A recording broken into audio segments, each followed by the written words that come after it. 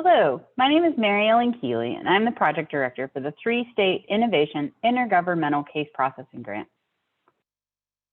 Displayed on this slide, you'll see pictures of all the state project managers. From Maryland, Sharon McEachern; from North Carolina, Kristen Sigmund and Berna Donnelly; and from Virginia, Lisa White. Special thanks to every single one of them. And I'll discuss the other participants involved in this project throughout the presentation. Not pictured is our vendor partner, Public Knowledge. Before I go too much further, I want to explain why we chose these 3 states. Maryland is judicial. They are state supervised and both state and county administered. North Carolina is also judicial, and they are state supervised and county administered. And then Virginia is an administrative state. We are state supervised and administered. And today I'm going to walk you through our project from beginning to end.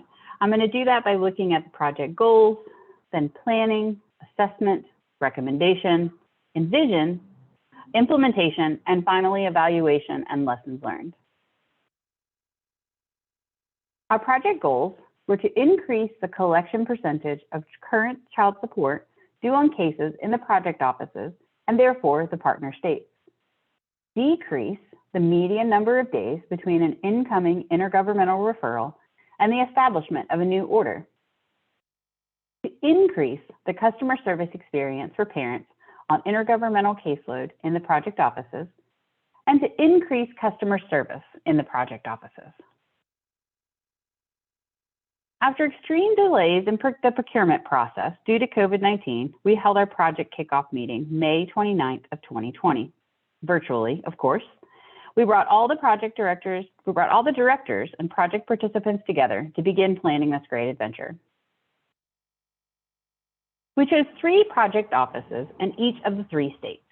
Remember that each of the 3 are set up a little differently, and so we attempted to get a sampling of the different offices in each state for the project. In Virginia, we chose 1 office from each of our 3 regions.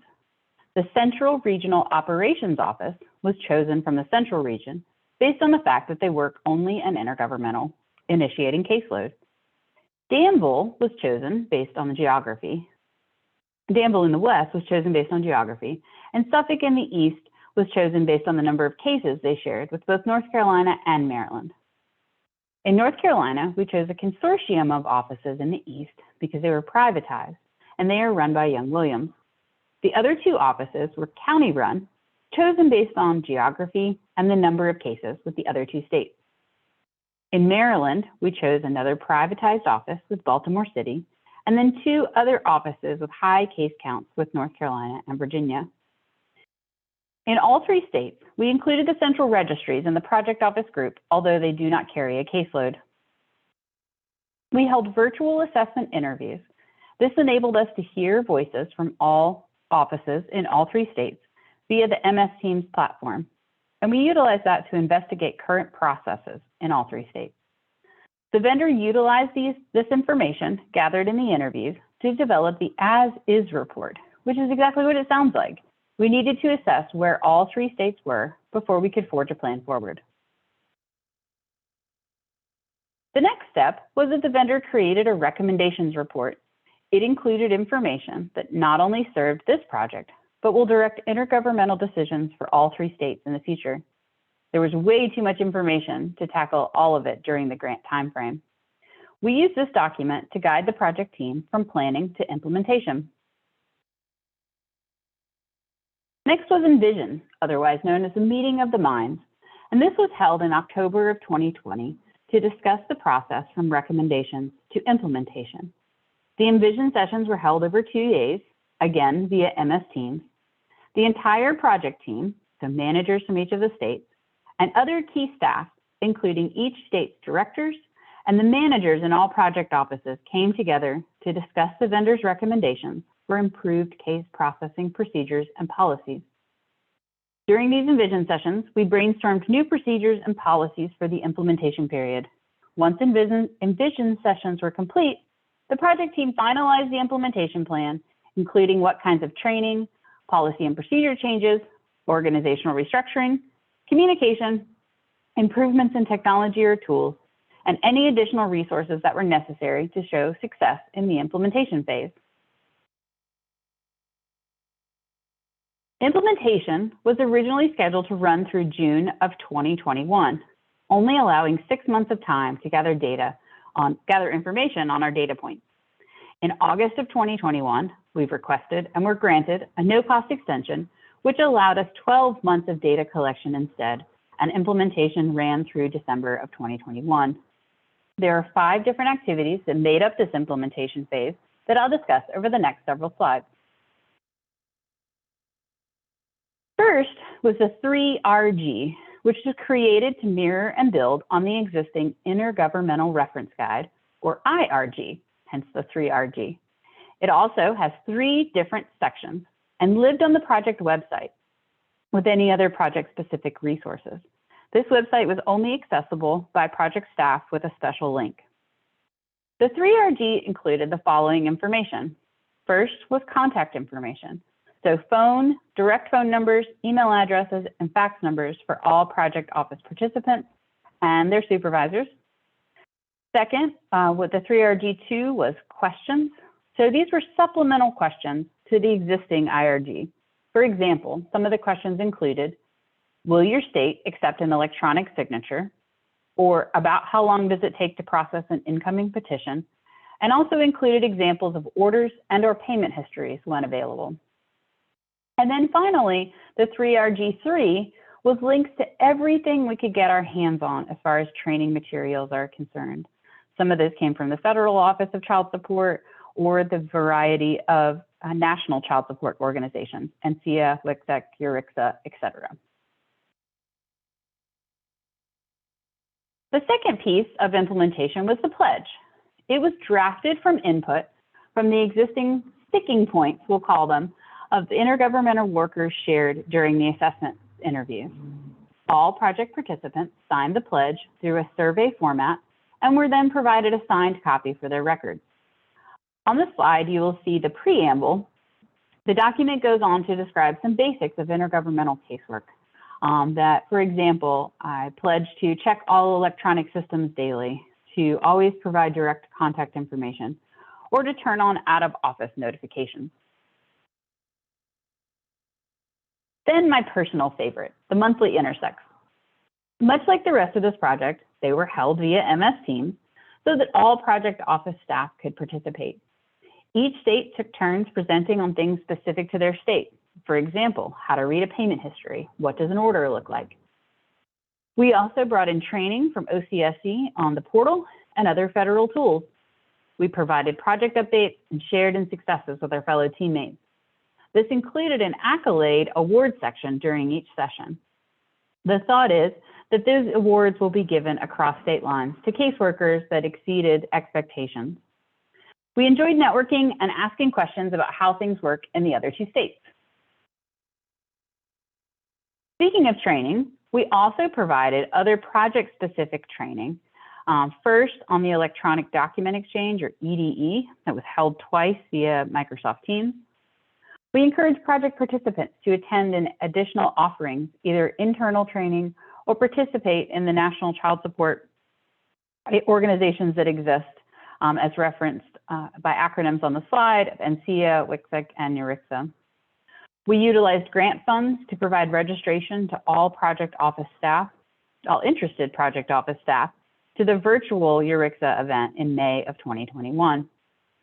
During each INTERSECT event, we asked for future training topics, and by popular demand, we're able to schedule an intergovernmental case closure session developed and delivered virtually by Eliza Lowe and Kimberly Curtis in July of 2021. That was a lot of information about internal customer service, but we also wanted to address our external customers. Understanding that intergovernmental cases are complicated to understand, we first drafted a letter for customers. Each state added their own specific contact information. This letter was then provided to all new intergovernmental case customers in the project offices for all 3 states. The next phase of this project was the translation by our vendor of that letter to a PowerPoint presentation, which was also specialized by each state, and then recorded and posted on each state's website or YouTube channel. This online formatting allows views to be tracked thanks to Google. More on that later. We had hoped to have a third phase of the video where it was professionally produced, but ran out of time to procure a contract. Now to the evaluation phase.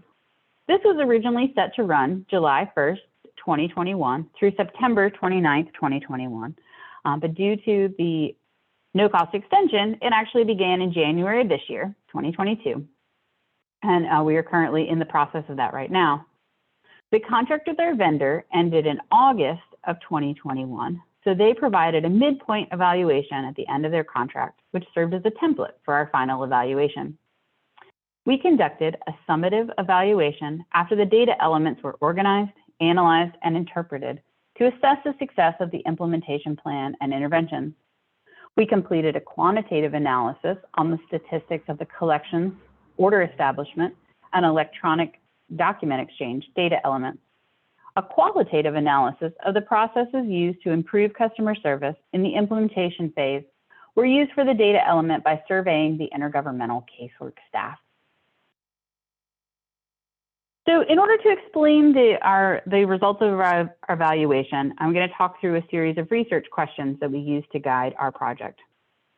The first two overarching ones are, did the interventions allow project offices to outperform in-state peers, so the non-project offices, with respect to intergovernmental case processing, so the amount of current support collected, the number of days between the referral and order.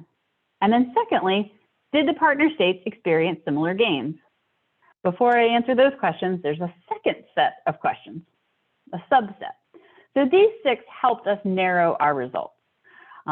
Was there a reduced number of days between referral and order? Was there an increased amount of collections of current child support? Was there improved communication in project offices with the parents on each case? Was there improved communication between the project offices in each partner state? Was there improved statewide performance on the OCSE 157 measures? And then finally, was there an increase in the overall use of EDE, QUIC, and the Child Support Enforcement Network? I'm going to discuss each one in more detail before I circle back to the final overarching 2 research questions. So first, was there a reduced number of days between referral and order? While the main trend was an increase in the average days of median, the average of median days between referral and order during the project period, several offices did experience reductions, with North Carolina showing the strongest improvement. North Carolina saw a reduction in their overall responding caseload, the largest being a 27% decrease in median days for the project offices. Second, was there an increased amount of collections on current child support? The overall trend was a decrease in current support collections during the project period, with North Carolina again as a standout exception. However, Maryland's statewide initiating caseload also saw an increase. North Carolina recorded the largest increase in collections for interstate interactions, specifically with Maryland. Statewide, North Carolina saw their responding caseload with Maryland increase collections by 6.94%, including a 7.94% increase in the project offices, the non-project offices, and a 7.1% increase in the project offices. Other interstate improvements include Virginia recording a 2.66% increase statewide in their collections on the initiating caseload with North Carolina, and Maryland reporting a 2.37% increase statewide in their initiating caseload with North Carolina. The second phase of this customer service intervention, the PowerPoint presentation, has the most information available to answer this question, so I will focus there. Both North Carolina and Virginia were successful in posting the intergovernmental video to their website or YouTube channel during the project period. Reporting information available from YouTube reflects that they were viewed by quite a few customers. In North Carolina, 861 views, and in Virginia, 221 views. This was as of the date this presentation was prepared, so approximately March of 2022. At the end of the project, Maryland was still working through internal approval processes to have their video posted. I am happy to share that when this presentation was being put together, I discovered that their presentation is posted. It unfortunately was not posted on YouTube, so I don't have a number of views at this point. But as far as improved communication, we're unable to prove if this directly improved communication. But it certainly means that approximately 1,000 people consumed new information about intergovernmental cases, and I'm going to take that as a win. The fourth question, was there an improved communication between the project offices in each partner state? The primary measure chosen by the team to respond to this question are the responses by both field and central registry staff on the topics of communication between project office staff in a survey. This survey was offered to all project office staff at the beginning and the end of the intervention period. Examples included in the responses reflected on the slide include any questions that relate to spending time on the phone, waiting for documentation or additional information, the volume of contact, whether telephone or email, or time spent on office duties dealing with documentation. It also bears to mention that this measure is subject to the perception of the caseworkers and that these are self-reported totals in a survey platform. No caseworker tracking was implemented for this project. The intent there is that it would make it easier for the project office staff to participate in the grant. Number 5, were there improved statewide performance on OCSE 157 measures? You notice the slide is blank. This will also be a brief response because the OCSE 157 measures were not available for all partner states at the time the evaluation report and this presentation were compiled. In the OCSE Dear Colleague Letter DCL-21-06 on August 9th, 2021, it stated that due to new criteria being adopted for the annual 157 report, states were able to submit revised reports for fiscal year 2021 by December 31st, 2021. Thus, no annual reports to Congress were contain trend analysis for OCSE 157 measures will available for federal fiscal year 2020, federal fiscal year 2021 during the spring of 2022 when we were compiling these results. So hopefully we'll be able to go back and look at this information later, but at this time we do not have an answer to question 5. Before I explain the results of on this slide, I want to address Maryland's absence. Maryland is not currently using the electronic document exchange program. They did, however, participate in training sessions and will be ready to get started once it is available for them, hopefully soon. Being a former intergovernmental caseworker myself, it was really exciting to see the improvements in this measure. Keep in mind, some of this improvement might be easier to relate to the state of the world and the closure of some state offices for periods of time rather than directly to the project, but I'm going to put it in the success category. I am not going to go over any specific numbers. You can see that the majority of it, there were increases and gigantic ones at that. So back to our original questions. Did the interventions allow project offices to outperform in-state peers with respect to intergovernmental case processing? So in relation to collections, Virginia and Maryland both registered small performance increases, sometimes indicated by a smaller decrease in collection by the project offices when compared against non-project offices. The entire state of North Carolina experienced performance improvements. Their largest gains were made in their project offices. Virginia's project office performance clearly outperforms the non-project offices in both initiating and responding caseload interactions for Maryland and in the responding caseload with North Carolina. Maryland's project offices were frequently outperformed by their own non-project offices, and North Carolina's project offices clearly outperformed their non-project counterparts, often experienced a reduction in median days in either initiating and responding caseloads, and sometimes both. So that in relation to order establishment there. So ultimately, North Carolina and Virginia's project offices were able to outperform in-state peers, which may be due to interventions. Maryland's project office results are more uncertain, except in narrow instances of specific caseloads. The project team feels confident in asserting that with regard to some metrics, the interventions may have contributed to increased performance in project offices when compared to non-project offices. This is most evident in the median number of days between order and establishment. So did the partner states experience similar gains? As evidenced by the intra-state performance analysis in the prior research question, partner states did not experience similar gains. While North Carolina clearly experienced improvements in nearly every category, and Virginia's project offices did record improvements with timelines, Maryland's improvements were much narrower and only in specific instances. Of note is the fact that both Maryland and Virginia experienced statewide decreases in interstate collections and increases in median days between referral and order establishment. This potentially indicates that the state-specific context may hold more influence over the successes of interventions as opposed to the interventions functioning independently or influencing statewide trends. North Carolina's improvement in their project offices compared to their state average does add additional weight to the consideration of individual state context when evaluating the most effective interventions. So, what did we learn?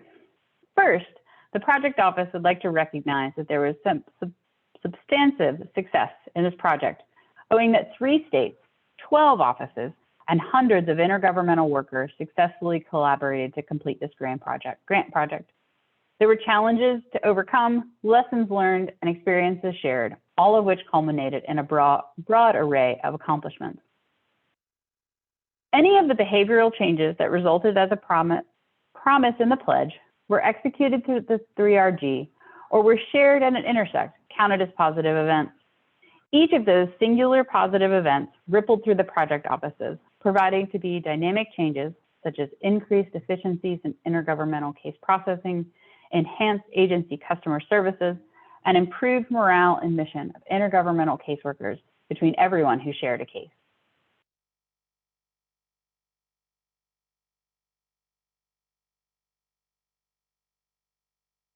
So what's next?